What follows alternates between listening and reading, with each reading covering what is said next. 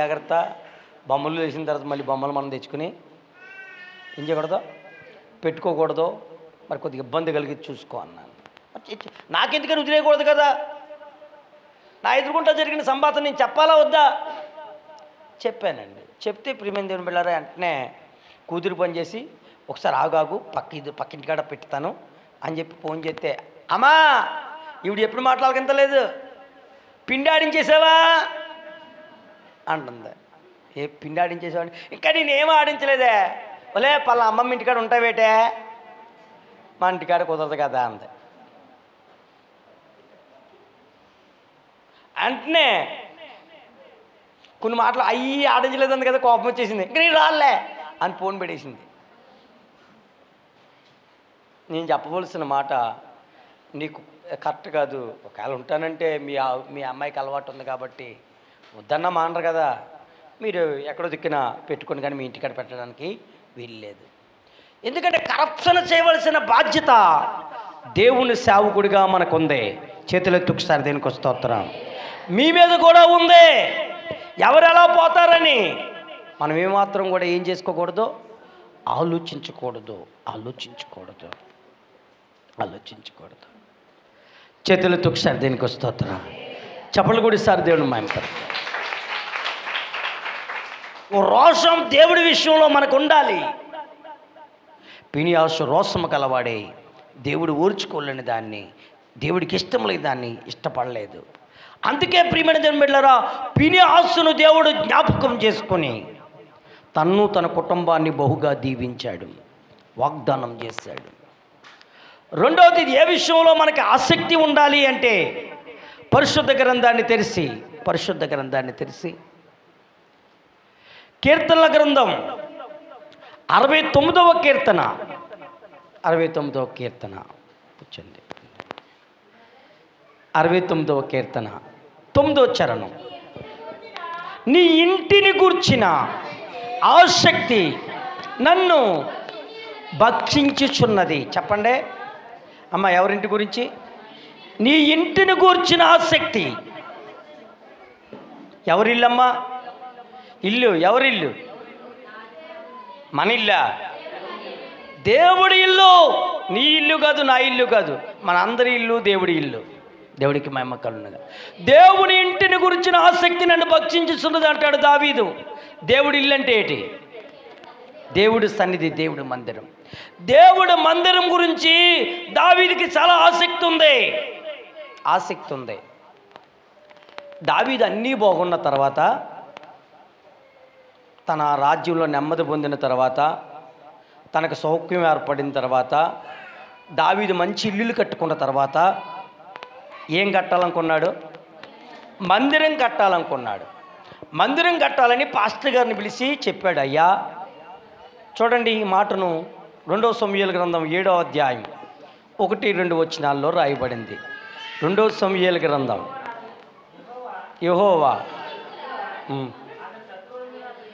యెహోవా నలుదిక్కులా తన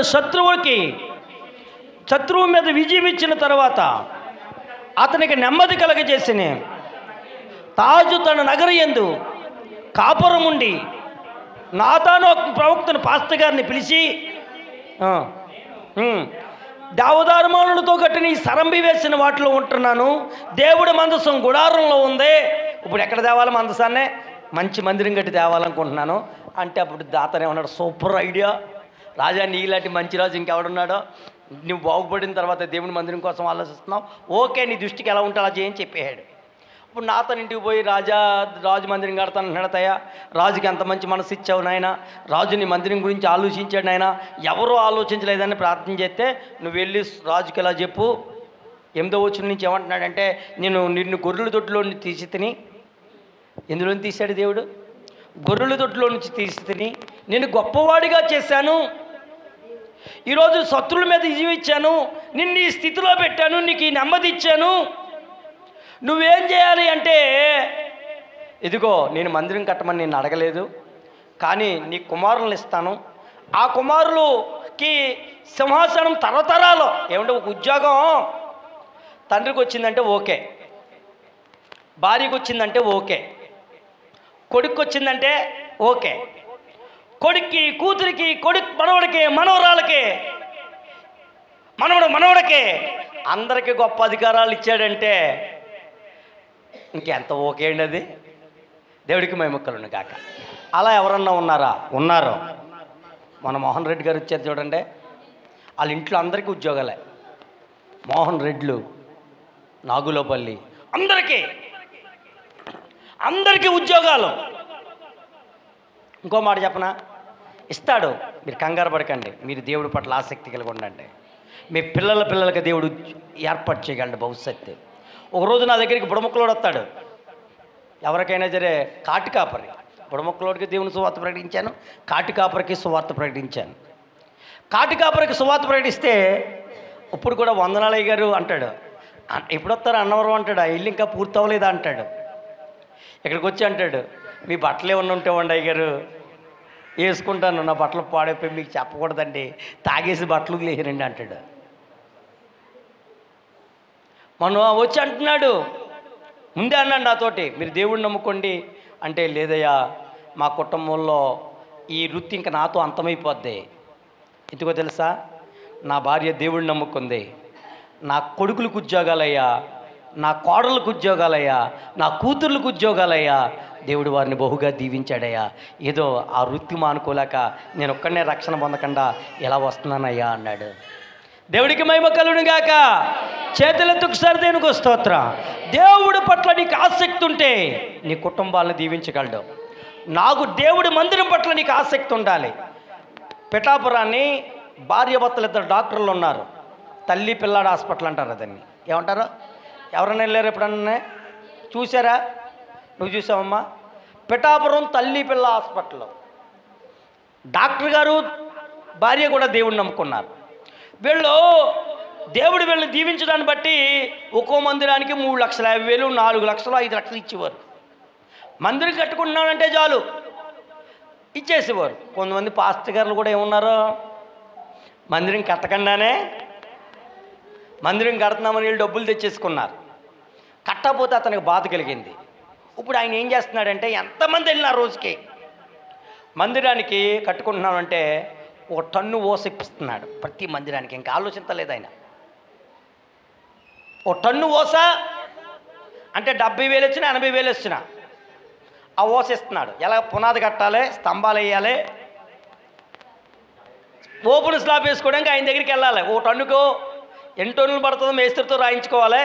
ఆయన ఒక 70,000 ఇస్తాడు, 80,000. అది కూడా డబ్బులు ఇవ్వడం, మనం డబ్బులు పెట్టుకెళ్తాం. దానికి సరిపడా స్లాబ్కి సరిపడా ఐరన్ అంతా కొని పంపించేస్తాడు. ఎందుకంటే కొంతమంది పాస్టర్ గారులతో పాటు పురాకులను బట్టి ఆయన. దేవుడికి మహిమ కలుగును గాక. హల్లెలూయా. నేను అంటాను, ఆ డాక్టర్ గారు వాళ్ళ ఆవిడే కాదు, వాళ్ళ పిల్లలు కూడా అదే స్థితిలో దేవుడు పెడతాడు. చేతులెత్తి ఒకసారి దేనికి స్తోత్రం. చప్పలు కూడా సరి దేవుడిని మహిమపడతాం.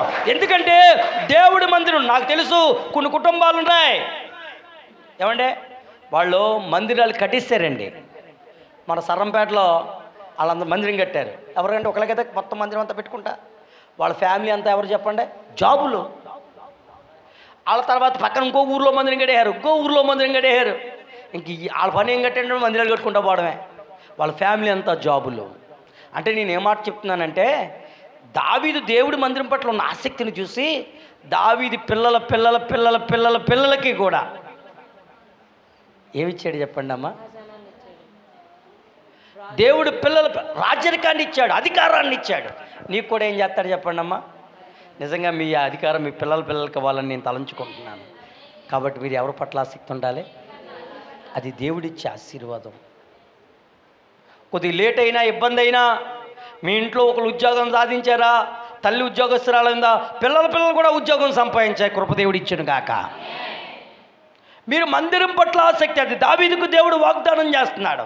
ఇంకేమంటున్నాడంటే, సౌలుకు నా కృప దూరపరిచినట్లు నీ బిడ్డలకు నా కృప దూరపరచను. ఎందుకంటే దావీదుకున్న ఆసక్తి.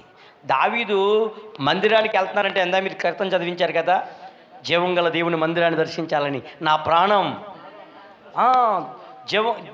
దుప్పు ఆశపడినట్లుగా ఆశపడుతుందటండి. మీరు దుప్పు ఎప్పుడన్నా చూసాం? మనం తినేసాం కూడా చూడడం ఏంటి? దేవుడికి మహిమ కలుగును గాక. హల్లెలూయా, హల్లెలూయా. ప్రియమైన దేవుని బిడ్డలారా, ఆ దుప్పి నీటి వాగుల కోసం ఎంత దూరం పరిగెడుతుందో తెలుసా? ఒకసారి నేను జగ్గంపేటలో వాక్యం ఆలకించేసి పాస్టమ్ గారు నేను వచ్చేస్తుంటే ఓ దుప్పి పెద్ద కొమ్ములండి, చాలా పెద్దది, చాలా రైమని వచ్చేస్తుంది. నా బండి దగ్గర అయిపోయింది, ఇంకా అది కూడా దగ్గర అయిపోయింది. గుద్దేశాను, ఇంకా బ్రేక్ వేయడానికి కూడా లేదు, సడన్గా వచ్చేస్తుంది. ఏం చేయాలో అర్థం కావట్లేదు. ఓకే, దేవుడికి మహిమ కలుగును గాక. హల్లెలూయా, హల్లెలూయా. పర్వాలేదు వెళ్ళండి, అది బస్సు పోద్ది కదా. ఓకే ఓకే, వందనాలు. బాగున్నారు కదా?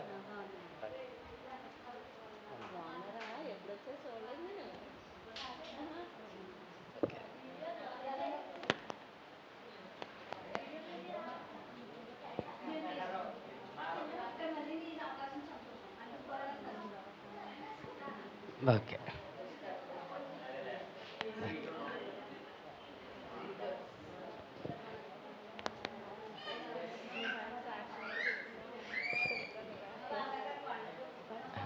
ఓకే.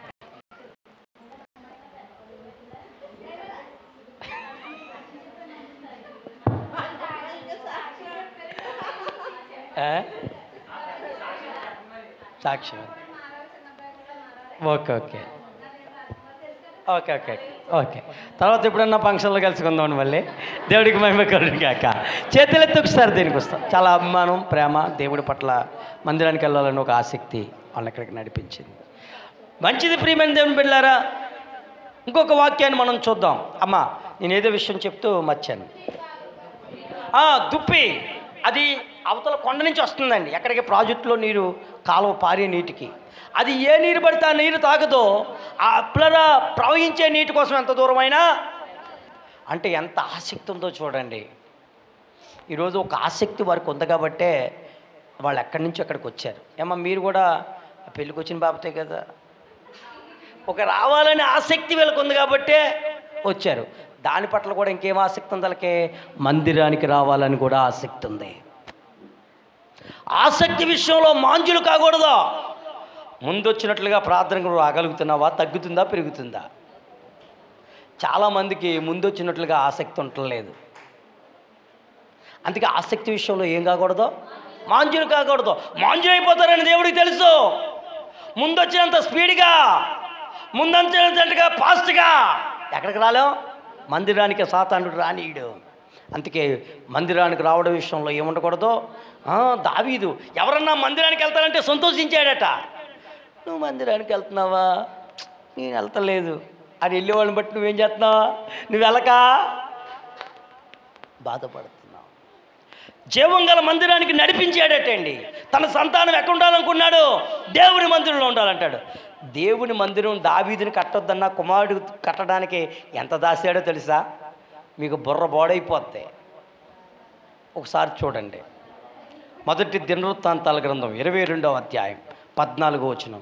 అందరికీ మైండ్ బ్లాక్ అయిపోద్ది. 22వ అధ్యాయం 14వ వచనం. ఇదిగో నేను నా కష్ట స్థితిలో ప్రయాసపడి యెహోవా మందిరం కొరకు 2 లక్షల మనుగులు లెక్కటండి. అందరూ చెప్పండి. 2 లక్షల మనుగుల బంగారమును 10 కోట్ల విలువగల వెండిని. మళ్ళీ ఇంకోసారి చదువు. అది విలువగల అంటే ఏమిటి? విలువ అంటే వేరు మారిపోతుంది, అంతే కదా. అంటే 10 కోట్లు మనుగుల వెండి. మనుగు అంటే ఎంతో చెప్తాను ఇప్పుడు చెప్తాను. తర్వాత ఎంతట? ఇత్తడే లెక్కట్లేదట, లెక్కటానికి లెక్కలు లేవట, ఇనుముకి లెక్కలు లేవు. ప్రియమైన దేవుని బిడ్డలారా, ఇంత సంపదను సమకూర్చాడు. ఎన్ని లక్షలట? 2 లక్షల మనుగు. మనుగు అంటే 8 కేజీలు. మనుగు ఎంత అంటే ఎన్ని? 16 లక్షల కేజీలు బంగారం. అంటే ఎన్ని లారీలు? 10 టైర్ల బండి లోడ్ ఎంతో తెలుసా? 20 టన్నులు. ఎంత అండి? 16 లారీలు. 16 కాదు,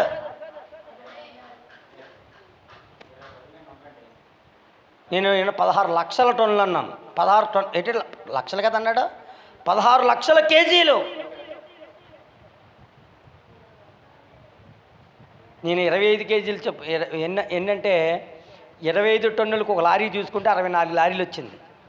అంటే ఈ లోడ్లు ఎక్కట్లేదు, 20 టైర్లు ఉంటాయి కదా, ఆ లోడ్ వేస్తే 64 లారీల బంగారాన్ని ఎక్కడొచ్చిందండి దావీదుకి అంటున్నాడు ఒక ఆయన. ఓ దేశం మీద యుద్ధానికి వెళ్తున్నాడు, ఆ దేశాన్ని జయించేస్తున్నాడు. అక్కడ ఏముంటుంది, దేశంలో ఎన్నాళ్ళ డబ్బులు కట్టలు రాసి ఎన్నాళ్ళు అయిందా, అదేంటి బంగారం కోణాలు, బంగారం, రాజుల బంగారం, ఇంట్లో బంగారం. ప్రతి ఒక్కరూ ఆ దినాల్లో ఏం పెట్టుకునేవారు చెప్పండి? ఇంట్లో డబ్బు పెట్టుకునేవారు కాదు, బంగారమే వాకట్లు పెట్టుకునేవారు, బంగారమే తాకట్లు పెట్టుకునేవారు. అవసరమైతే నష్టం వస్తే, ఏదైనా కష్టం వస్తే ఆ బంగారాన్ని అమ్ముకునేవారు. ఇప్పుడు కూడా కొంతమంది అదే చేస్తారు.